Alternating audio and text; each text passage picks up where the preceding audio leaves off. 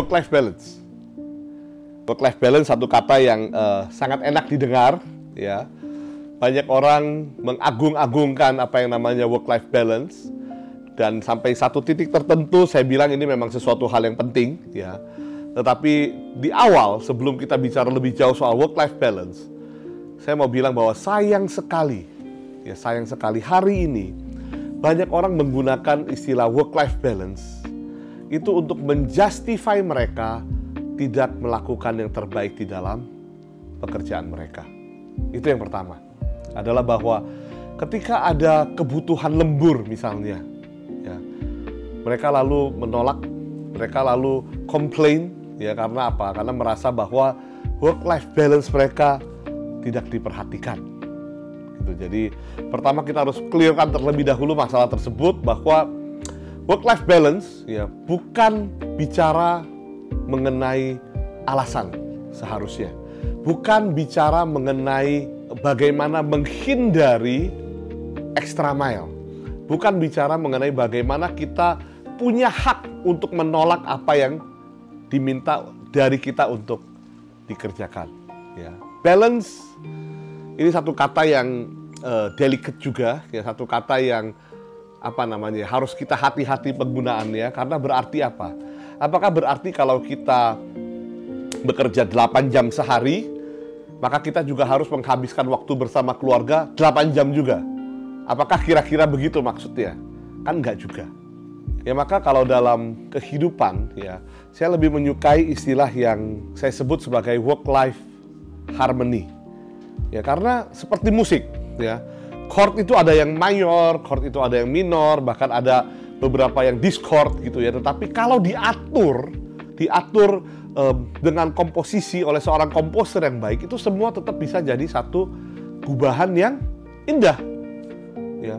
Belum tentu satu gubahan yang menggunakan semua chord dan tangga nada mayor itu jadi bagus. Belum tentu. Tapi campuran, ya, kombinasi itu justru kadang-kadang bisa memberikan warna. Karena itu bicara mengenai work-life balance, saya mau kasih gambaran bahwa kita harus berhati-hati dalam apa? Dalam work dan life, ya. Ini kita harus pandang bukan sebagai sesuatu yang menginterfere atau mengganggu yang lainnya. Bukan work interferes life atau life interferes work. Ya, itu tidak boleh terjadi seperti itu. Tapi yang harus dilakukan adalah berusaha supaya apa? Supaya work dan life enhance each other.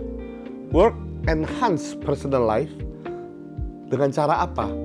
Ya, dengan cara networking misalnya. Kita jadi punya lebih banyak teman yang bisa kita habiskan waktu bersama dengan mereka. Kita mendapatkan skill-skill yang bisa kita terapkan di dalam kehidupan pribadi kita.